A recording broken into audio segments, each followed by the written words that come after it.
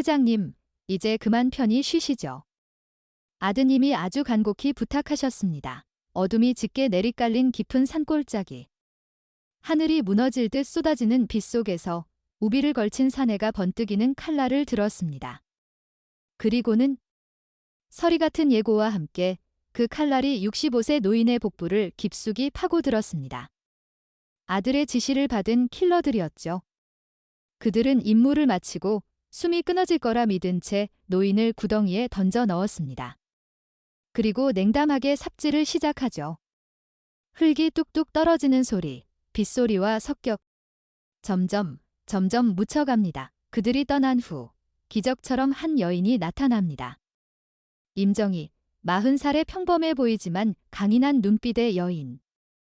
그녀는 그 끔찍한 광경을 모두 목격했고 차가 떠나자마자 미친 듯이 그 구덩이로 달려갔습니다. 손전등도 켤 새 없이 맨손으로 뜨거운 눈물과 빗물을 뒤섞인 진흙을 파내기 시작하죠.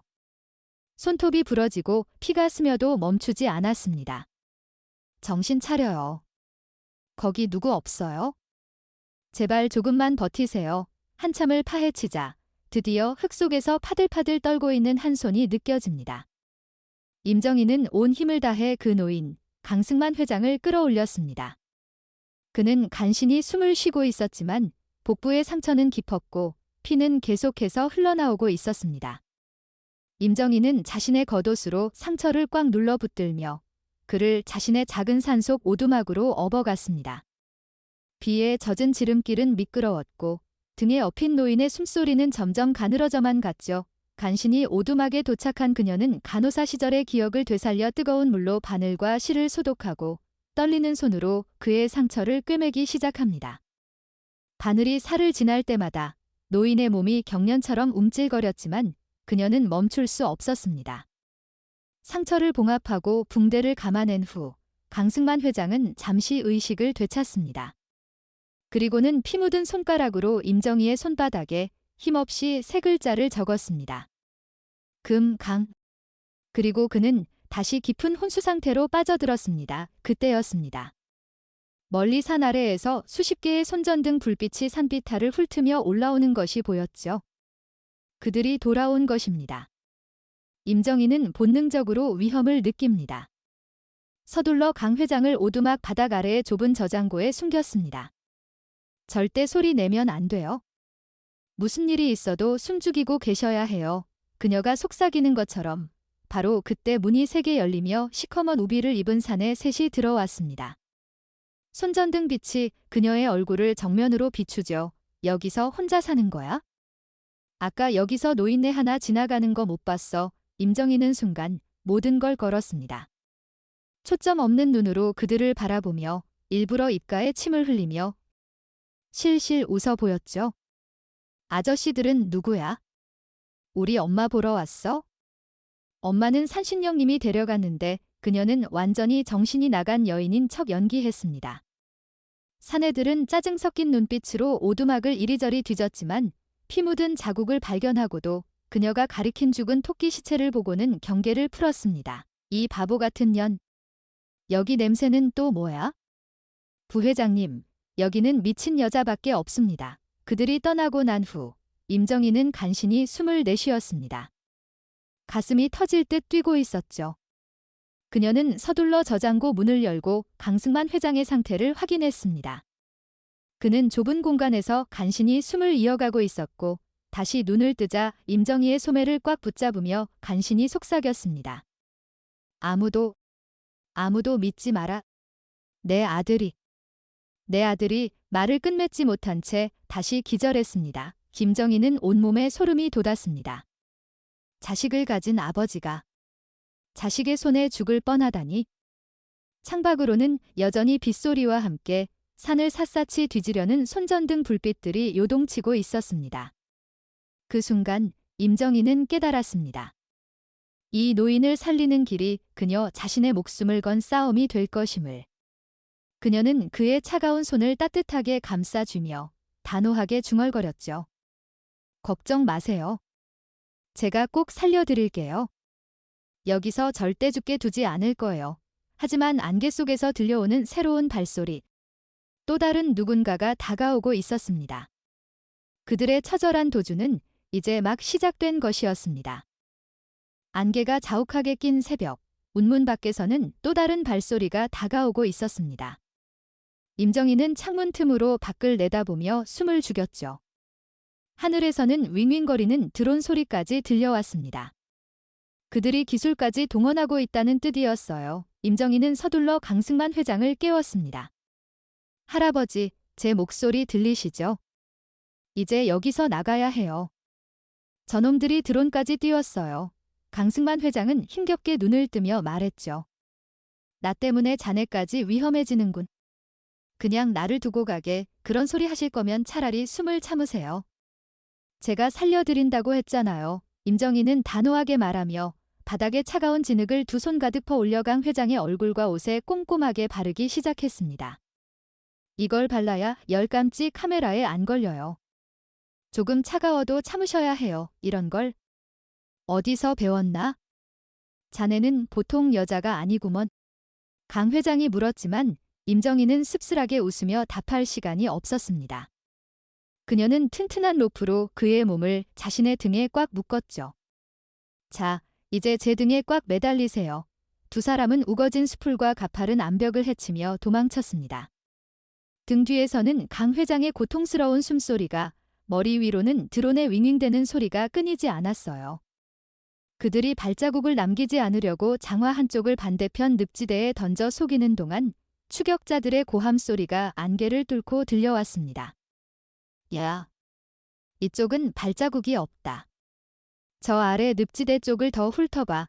간신히 폭포 뒤에 있는 작은 동굴에 도착했을 때 그들은 잠시 숨을 돌릴 수 있었습니다. 그때 강승만 회장이 젖은 안의 주머니에서 비닐에 쌓인 작은 마이크로 필름을 꺼내 보였죠. 그의 목소리는 떨리고 있었지만 결의에 가득 차 있었습니다. 이게 있으면 내 아들놈을 무너뜨릴 수 있네. 금강그룹의 모든 비리가 여기 담겨 있어.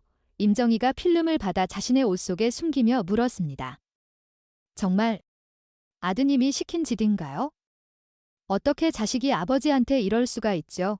강 회장은 허탈한 미소를 지었어요. 돈이 무섭더구먼. 사람을 괴물로 만드는 게 돈이야. 진우 그놈은 이제 내 자식이 아니야. 그 순간 폭포 아래에서 사냥개들과 킬러들이 다가오는 소리가 들렸습니다. 임정희는 독한 산초 가루 주머니를 꺼내 바람을 맞춰 뿌렸고 개들은 괴로운 듯 뒤죽박죽이 되었습니다. 뭐야? 개새끼들이 왜 이래? 사내들의 당황한 목소리가 들리자 그들은 다시 도망쳐야 했죠. 마지막 희망은 산능선 위의 산불 감시 초소였습니다. 임정희는 이미 다리가 피투성이가 된 채 거의 기어가듯 그를 업고 올라갔습니다. 저기 초소까지만 가면 통신 장비가 있을 거예요. 드디어 낡은 외나무 다리가 보였을 때 임정희는 안도의 한숨을 쉬었습니다. 다리 건너편에서 밝은 손전등 불빛을 든 경찰 제복의 남자가 다가오고 있었으니까요. 할아버지. 경찰이에요. 살았어요. 저기 보세요. 그러나 그녀가 뛰어가려는 순간 등에 업힌 강 회장이 온 힘을 다해 그녀의 어깨를 잡아당겼습니다. 멈춰. 나가지 마. 저놈은 우리 편이 아니야. 임정희가 멈춰 섰을 때 그 경찰관의 얼굴에 은은한 하지만 결코 따뜻하지 않은 미소가 스쳤습니다. 정희 씨. 거기 있는 거 다 알아. 회장님 모시고 나오면 자네 목숨은 살려주지. 소름이 끼치는 공포가 임정희를 엄습했습니다. 그들은 이제 진짜 함정에 걸린 거였어요. 강 회장이 그녀의 손바닥에 글자를 썼습니다. 다리를 끊어야 한다. 안개 속에서 남자가 다가오는 발소리가 점점 커졌습니다. 그는 총을 장전하며 조용히 말했죠. 그럼 내가 정희 씨를 얼마나 아끼는데. 자, 이제 천천히 걸어나와. 김정희는 눈에 불을 켜고 다리 옆에 묶인 낡은 밧줄 뭉치를 발견했습니다. 심장이 터질 듯 뛰었지만 그녀는 소리쳤어요. 김순경님. 정말 저를 도와주러 오신 거 맞아요? 거짓말 아니죠. 그가 걸음을 멈춘 그 찰나 임정희는 밧줄을 지탱하는 썩은 말뚝을 발로 힘껏 걷어찼습니다. 다리가 갑자기 출렁거리며 요동치자 김순경은 비틀거리며 난간을 붙잡았습니다. 이게 뭐야? 그리고 그 순간 어둠 속에서 검은 그림자가 번개처럼 튀어나와 그의 팔목을 낚아챘습니다. 누구야? 총성이 울렸지만 허공으로 빗나갔습니다. 낡은 군용 우비를 입은 한 남자가 그를 제압하고 바닥에 묶어버렸죠. 그가 고개를 들었을 때 임정희는 놀라서 입을 다물지 못했습니다. 마을의 묘지기이자 그녀가 가끔 통증 치료를 해주던 그 박 씨였습니다. 정희야, 산속에 총성 소리가 들리는데 내가 가만히 있겠냐? 이 양반 상태는 아주 엉망이구먼. 그는 과거 정보사 요원이었던 듯 빠르고 전문적으로 움직였습니다. 그러나 그들의 안도는 잠시뿐이었습니다. 하늘에서 거대한 프로펠러 소리가 점점 커지더니 강한 탐조등 불빛이 안개를 찢고 그들을 비추기 시작했어요. 헬기가 왔습니다. 그리고 안에서 내려오는 방송 소리가 들렸죠. 임정희, 당신은 지금 중범죄를 저지르고 있다. 회장님은 해치지 말고 즉시 밖으로 나와라. 아버지를 죽이려 한 놈들이 누구더러 범죄자래. 김정희가 분노에 참아랬지만 박 씨가 그녀의 어깨를 밀쳤습니다. 욕할 시간 없어.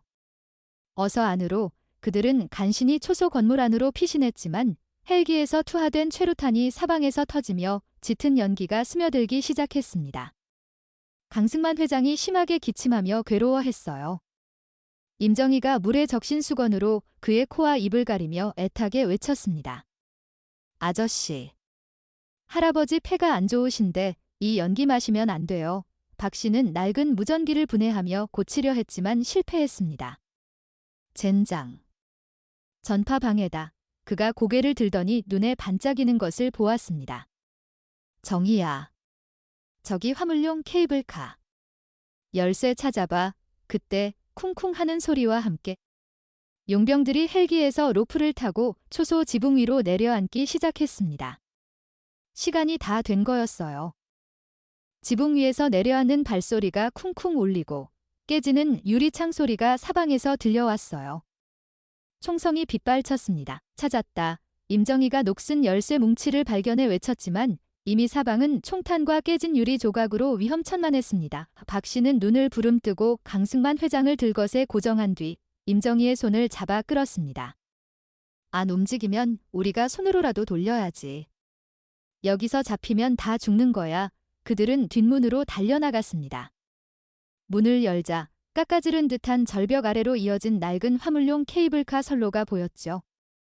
녹이 쓴 철골이 비에 반짝이고 있었습니다. 용병들이 문을 부수고 안으로 쏟아져 들어오는 순간 박 씨는 강 회장을 케이블카 바닥에 눕히고 임정희를 안으로 밀어 넣었습니다. 정희야. 할아버지 꽉 잡아. 충격이 심할 거다. 그가 녹슨 레버를 온 힘을 다해 잡아당기자 끼익하는 소름 끼치는 금속 소리가 정막을 찢었습니다. 케이블카가 덜컹거리며 허공을 향해 미끄러져 내려가기 시작했어요. 저기 있다. 쏴버려. 뒤늦게 쫓아나온 용병들이 케이블카를 향해 무차별 사격을 가했습니다. 탕탕탕.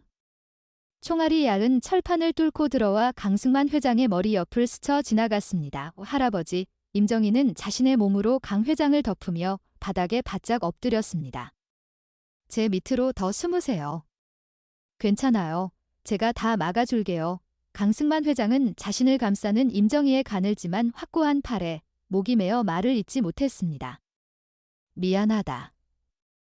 내가 못난 아들을 둬서 너희들까지 사지로 모는구나. 케이블카가 계곡 중간쯤에 이르렀을 때 윙윙거리는 총탄 소리와 함께 위쪽 선로 고정장치의 불길한 소리가 났습니다. 타단, 케이블이 한 가닥 풀리기 시작한 거였어요.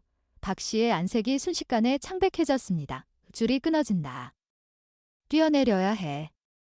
밑에 물리는 곳 보이지? 거기로 몸 던져. 임정희가 아래를 내려다보았습니다. 차가운 빗물에 젖은 계곡의 푸른 물이 보였지만 높이는 상상을 초월했습니다. 아저씨. 할아버지는 부상자인데 이 높이에서 뛰면 정말 여기 있으면 100% 죽고 뛰어내리면 1%라도 산다. 정희야, 셋 세면 뛴다.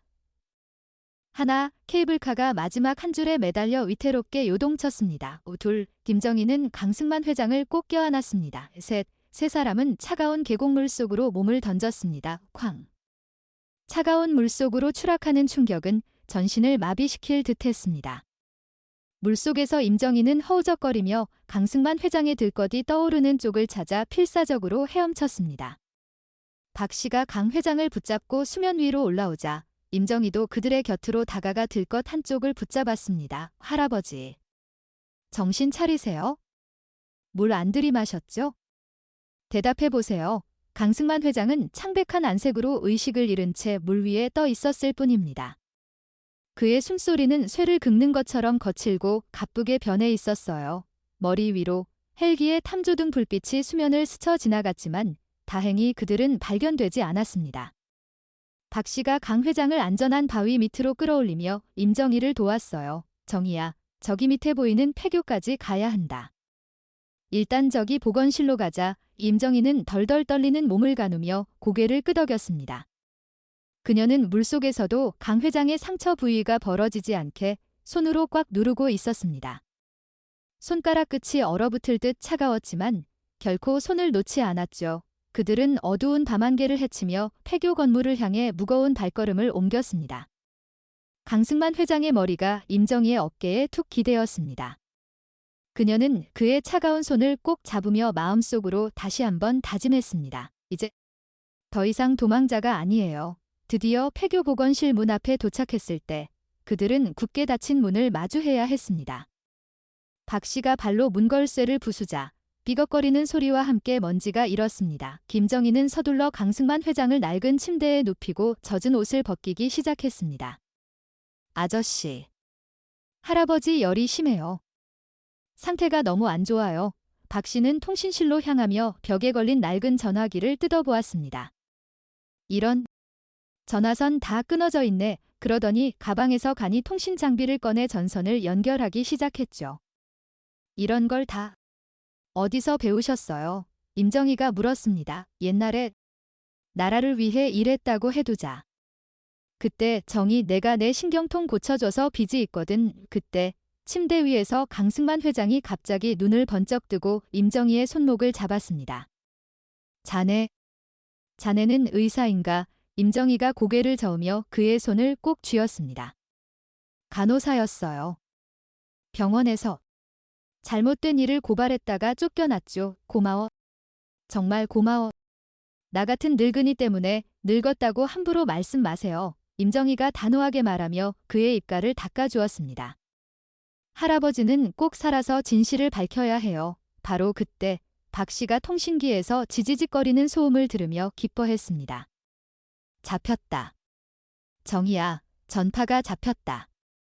내 옛날 동료한테 연락할 수 있을 것 같아. 그가 통신기에 대고 낮은 목소리로 암호 같은 말을 속삭이기 시작했습니다. 여기는 까마귀. 독수리 있나? 긴급 상황이다. 그러나 그들의 희망도 잠시뿐. 학교 밖에서 차량 소리가 점점 가까워지고 있었습니다. 박 씨가 창문으로 다가가 밖을 내다보더니 긴장된 목소리로 속삭였습니다. 놈들이 여기까지 왔어. 창문 너머로 수상한 검은 차량들이 폐교 정문 앞에 조용히 멈추는 소리가 들렸습니다. 박 씨의 얼굴이 굳었어요. 놈들이 왔다. 뒷문으로 나가야 해. 또 움직여야 해요. 임정희가 강승만 회장을 부축하며 일으키려 했지만 그의 상태는 더욱 악화되어 있었습니다. 숨소리가 가늘고 체온은 오히려 뜨거워졌죠. 그때 강승만 회장이 힘겹게 눈을 떴습니다. 그리고는 젖은 안주머니에서 비닐에 쌓인 마이크로 필름을 꺼내 임정희의 손에 쥐어주었어요.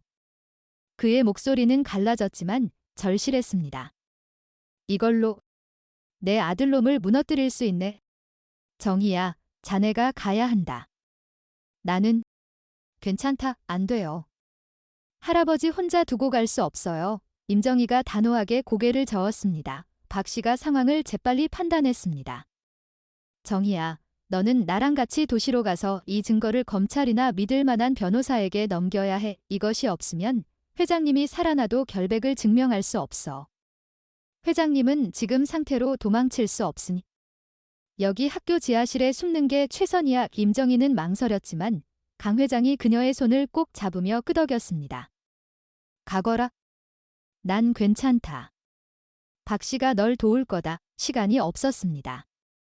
박 씨는 강승만 회장을 학교 지하실의 어두운 공간으로 안내했고 임정희는 남은 식수와 약을 건네며 눈물을 삼켰습니다. 할아버지, 약 꼭 챙겨 드시고 무슨 일 있어도 나가시면 안 돼요? 제가 꼭 돌아올게요. 걱정 마라. 내가 어디 가겠나. 빨리 다녀오너라. 강승만 회장의 마지막 미소를 뒤로 하고 임정희와 박 씨는 뒷문으로 빠져나갔습니다. 학교 뒤편 숲에 미리 숨겨둔 오토바이에 올라타자 박 씨가 시동을 걸었습니다. 꼭 잡아. 놓치면 안 돼. 오토바이가 산길을 내달리기 시작하자마자 뒤에서 2대의 검은 승용차가 그들을 발견하고 쫓아오기 시작했습니다. 사이렌은 울리지 않았지만 속도는 위협적이었어요. 박 씨는 좁은 골목길과 오르막길로 방향을 틀어가며 그들을 따돌렸습니다. 도시 외곽으로 들어서자 박 씨가 한 손으로 가방을 열어 봉투를 꺼내 임정희에게 건넸습니다. 여기. 안에 필름 넣어뒀어. 앞에 나오는 빌딩. 20층 김앤 파트너스 법무법인. 변호사에게 이걸 꼭 전해줘. 회장님의 신부라고 말하고 오토바이가 빌딩 앞에 세워지자 박 씨가 그녀를 재촉했습니다. 빨리. 내가 여기서 시간을 벌어줄게. 임정희가 봉투를 꼭 쥐고 건물 안으로 뛰어들었을 때 추격 차량이 그들 뒤를 따라 도착했습니다. 엘리베이터가 오르는 동안 임정희의 심장은 미친 듯이 뛰었습니다. 20층에 도착해 김앤 파트너스라는 간판을 보고 그녀는 서둘러 문을 두드렸습니다. 정장을 입은 중년 변호사가 문을 열고 의아한 눈빛으로 그녀를 훑어보았죠. 누구세요? 금강그룹 강승만 회장님의 신부입니다. 아주 급한 일이에요. 임정희가 떨리는 목소리로 외쳤습니다. 변호사의 눈이 휘둥그레졌습니다. 강승만 회장. 지금 회장님은 실종 상태라고. 김정희는 봉투에서 마이크로 필름을 꺼내 보였고 또 강 회장이 피로 쓴 쪽지도 함께 내밀었습니다. 회장님이 살아계세요. 아드님이 죽이려고 했어요. 이게 모든 증거예요. 필체 확인해 보세요. 변호사가 서둘러 그들을 사무실 안으로 들이고 돋보기로 쪽지를 확인한 뒤 컴퓨터로 필름을 재생해 보았습니다. 그의 표정이 점점 경악으로 변했어요. 이건 강진호 부회장의 비자금 흐름, 뇌물 수술. 믿을 수가 없군요.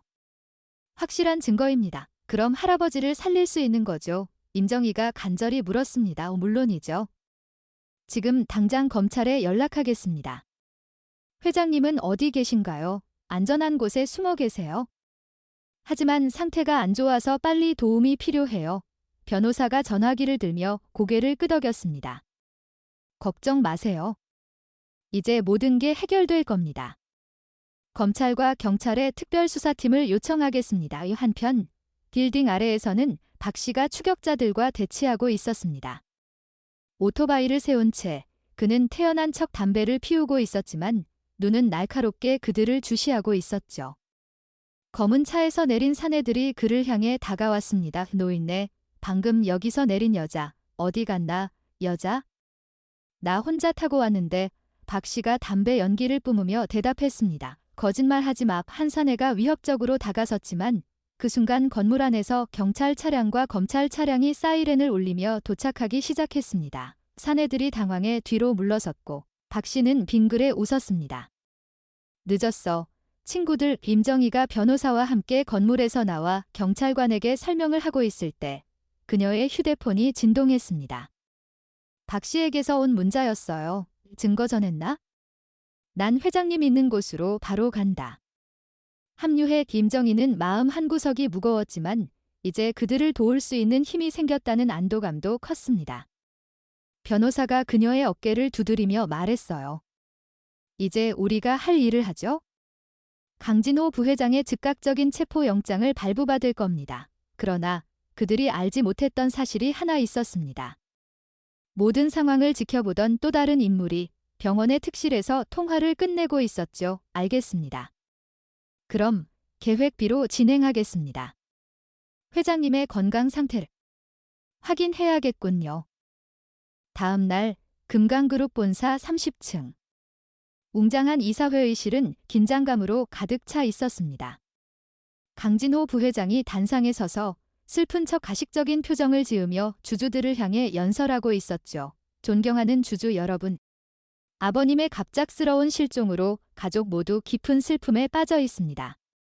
최근 치매 증상이 심하셨던 아버님께서 유서 한 장만 남기신 채 그의 말이 끝나기 전 갑자기 회의실 뒤편 대형 스크린이 켜지며 소리가 터져 나왔습니다. 화면에는 어둡고 흔들리는 영상이 재생되고 있었어요. 우비를 입은 사내들, 구덩이로 밀려나는 노인, 그리고 번뜩이는 칼날이 으아. 이게 뭔가요? 회의실이 술렁이기 시작했습니다. 강진호의 얼굴이 순식간에 새하얗게 질렸어요. 당장 끄라. 누구야? 그러나 영상은 멈추지 않았고 강승만 회장이 칼에 찔리는 충격적인 장면까지 모두 노출되었습니다. 바로 그때 회의실 정문이 열리며 한 여인이 들판을 박차고 들어왔습니다. 임정희였죠. 그녀는 마이크로필름을 높이 들고 외쳤습니다. 여기 강진호 부회장의 모든 범죄 증거가 있습니다. 그는 자신의 아버지를 죽이려 했어요. 저 여자는 정신병자야. 보안팀, 당장 끌어내. 강진호가 비명에 가까운 소리로 외쳤지만 이미 너무 늦었습니다. 회의실 문이 다시 열리며 모든 사람의 시선이 그곳으로 쏠렸습니다. 휠체어에 탄 한 노인이 박 씨의 부축을 받으며 조용히 회의실 안으로 들어오고 있었습니다. 강승만 회장이었어요. 죽은 줄만 알았던 회장이 나타나자 회의실은 아수라장이 되었습니다.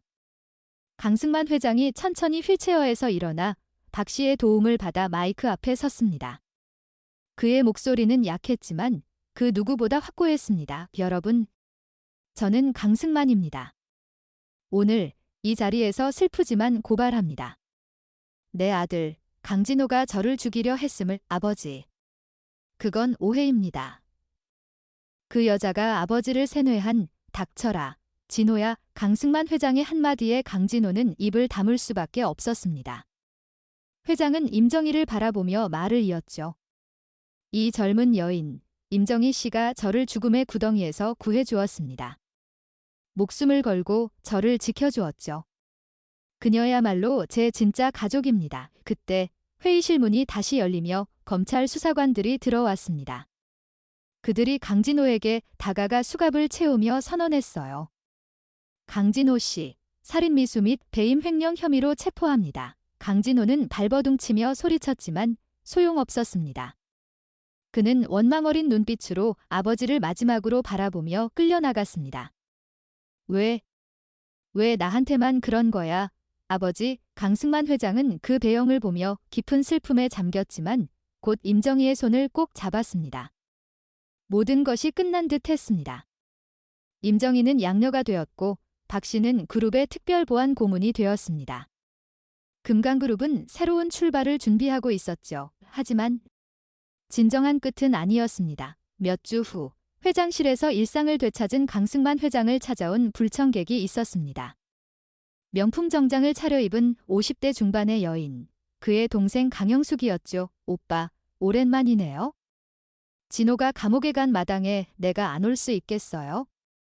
이 회사는 우리 강씨 집안 거잖아요. 그녀는 가방에서 서류 뭉치를 꺼내 내밀었습니다.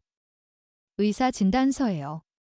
오빠는 산에서 그런 일을 당하신 후유증으로 심각한 치매에 걸리셨대요. 이제 판단 능력이 없어 경영을 계속할 수 없다고 합니다. 무슨 소리야? 난 멀쩡하다. 강승만 회장이 분노했지만 강영숙은 차가운 미소를 지었습니다. 증거가 있잖아요. 오빠. 대학병원 정신과 과장님 진단이에요. 그 순간 강승만 회장이 갑자기 머리를 감싸며 비틀거렸습니다. 아버지. 옆에서 듣고 있던 임정희가 달려왔지만 강승만 회장은 의식을 잃고 쓰러지고 말았습니다. 강영숙은 냉정하게 119에 신고했어요. 병원 응급실. 의사가 엄숙한 표정으로 말했습니다. 뇌압이 급격히 상승한 상태예요. 당분간 의식을 회복하기 어려울 겁니다. 강영숙은 이틀 후 법원에 성년 후견인 신청서를 제출했습니다. 환자가 의식불명 상태라면 가족인 제가 후견인이 될 수 있겠죠. 법원 직원이 고개를 끄덕였습니다. 네, 심사 후 일주일 정도면 가능합니다. 김정희는 병실에서 강승만 회장의 손을 꼭 잡으며 밤을 새웠습니다. 아버지, 제발 깨어나세요. 이건 다 거짓말이에요. 그러나 그녀가 모르는 사이 더 위험한 그림자가 병원을 감싸고 있었습니다. 그날 밤 간병인 복장을 한 수상한 남자가 병실로 들어왔습니다. 그는 주변을 둘러보더니 강승만 회장의 링거 주사기에 이상한 약물을 주입하려 했죠. 화장실에서 나온 임정희가 그 광경을 목격하고 비명을 지르며 달려들었습니다. 뭐 하는 거예요? 저리 비켜. 남자가 임정희를 밀치며 칼을 꺼내들었고 몸싸움 중에 칼날이 임정희의 옆구리를 스쳤습니다. 그때 병실 문이 열리며 박 씨가 뛰어들어왔습니다. 그는 순식간에 남자를 제압하고 바닥에 묶어버렸어요. 정희야. 괜찮아. 임정희는 옆구리의 통증을 참으며 강승만 회장의 링거를 확인했습니다. 아버지는 괜찮은 거죠. 다행히 약은 들어가지 않았어. 하지만 이건 분명히 박 씨가 말을 잇기도 전 병실 창밖으로 시민들의 함성이 들려오기 시작했습니다. 임정희가 생중계하던 휴대폰 영상이 인터넷을 통해 퍼지면서 수백 명의 시민들이 병원을 둘러싸고 있었던 거예요. 강영숙 물러가라. 임정희를 지켜라. 경찰과 검찰도 증거를 확보하고 신속히 움직였습니다. 박 씨가 찾아낸 가짜 진단서 원본과 병실 침입범의 자백으로 강영숙의 모든 음모가 드러났습니다. 곧이어 강영숙이 이사회에 참석하려던 중 경찰에 체포당했고 법원은 그녀의 후견인 자격을 취소하며 임정희에게 임시 후견인 권한을 부여했습니다. 모든 위험이 물러간 어느 날 병실에서 기적이 일어났습니다. 강승만 회장이 천천히 눈을 뜬 거예요. 그는 임정희의 손을 보고 힘없지만 따뜻한 미소를 지었습니다. 정희야. 고맙다. 내가 또 나를 구해줬구나, 아버지. 정말 다행이에요. 그들은 더 이상 어떤 위험에도 흔들리지 않을 진정한 가족이 되었습니다. 과거의 상처는 아물었고 새로운 평화로운 날들이 시작될 준비가 되어 있었죠.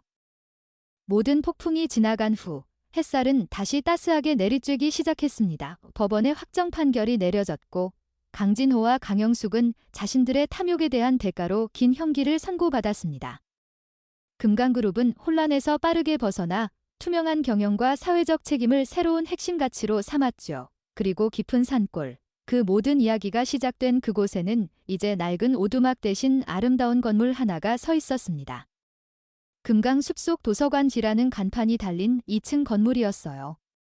마을 어린이들과 주민들에게는 새로운 꿈과 휴식이 펼쳐지는 공간이 되었습니다. 어느 맑은 가을 오후, 도서관 뒤편의 넓은 텃밭에서 임정희가 상추잎을 살살 만지며 살펴보고 있었습니다. 그녀의 얼굴에는 이제 깊은 평화가 스며들어 있었죠. 정희야, 손님 온다. 도서관 현관에서 박 씨가 손을 흔들었습니다. 그는 이제 이 도서관과 주변 환경을 관리하는 관장이 되어 평생 찾아오지 못했던 평범한 일상의 소중함을 누리고 있었어요. 임정희가 고개를 들자 강승만 회장이 아이들을 둘러싸고 앉아 옛날 이야기를 들려주고 있는 모습이 보였습니다. 그는 휠체어도 필요 없이 건강한 모습으로 아이들의 환호를 받으며 웃고 있었죠. 회장 직함 대신 아이들에게는 그냥 이야기해주는 할아버지가 되어 있었습니다. 할아버지. 그럼 그 공주님은 어떻게 되었어요? 그 공주님은 아주 용감하게 모든 어려움을 이겨내고 진정한 사랑과 가족을 찾아서 행복하게 살았단다. 바로 너희 옆에 있는 정희 아줌마처럼 말이야. 강승만 할아버지가 임정희를 보며 눈을 깜빡이자 아이들이 깔깔대며 웃었습니다. 저녁이 되자 세 사람은 도서관 옆에 마련한 작은 집에서 둘러앉아 저녁을 먹었습니다. 임정희가 직접 키운 채소로 만든 산채 비빔밥이 식탁 가득 놓여 있었죠. 아버지, 오늘 맛은 좀 어떠세요? 강승만이 한 젓가락 떠서 입에 넣고는 만족스럽게 미소를 지었습니다. 내 인생에서 가장 맛있는 밥상이야. 정말이지 과장도 심하세요. 임정희가 부끄러워하며 웃었지만 가슴 깊이 뭉클한 감동이 밀려오고 있었습니다. 식사 후 그들은 집 앞 벤치에 나란히 앉아 저물어가는 하늘을 바라보았습니다. 첫 번째 별이 반짝이며 나타나는 것을 보면서 말이에요. 강승만이 깊은 숨을 내쉬며 말을 시작했습니다. 정희야, 너를 만난 건 정말 내 인생 최고의 행운이었어. 너 덕분에 내가 진정으로 잃어버렸던 것을 찾았구나. 가족이라는 걸. 김정희가 그의 품에 살짝 기대며 고개를 끄덕였습니다. 저도 그래요, 아버지. 저도. 이렇게 따뜻한 가족이 있다는 게 꿈만 같아요. 그들은 더 이상 할 말이 필요 없었습니다.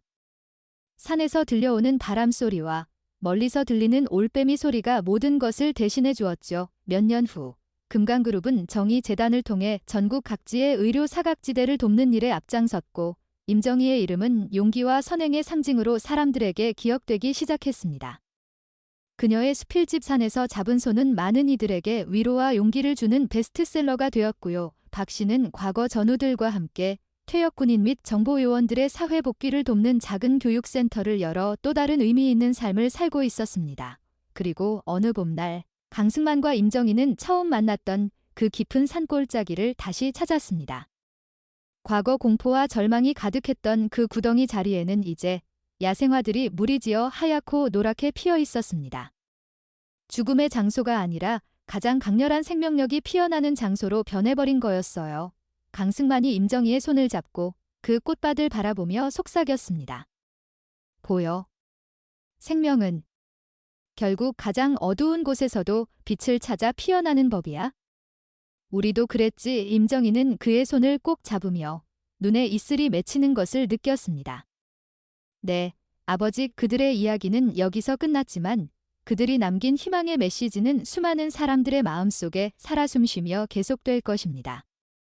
진정한 가족은 피가 아니라 마음으로 맺어지는 것이고 진정한 용기는 두려움을 알고도 그럼에도 앞으로 나아가는 것임을요. 그렇게 깊은 산골에서 시작된 한 번의 용기 있는 손길이 두 맺힌 영혼을 구하고 수많은 사람들의 마음에 새로운 빛을 밝히게 되었습니다. 누군가의 작은 용기가 세상을 바꿀 수 있다는 희망을 잊지 마세요. 당신의 이야기도 그렇게 시작될 테니까요. 이야기는 여기까지입니다. 감사합니다.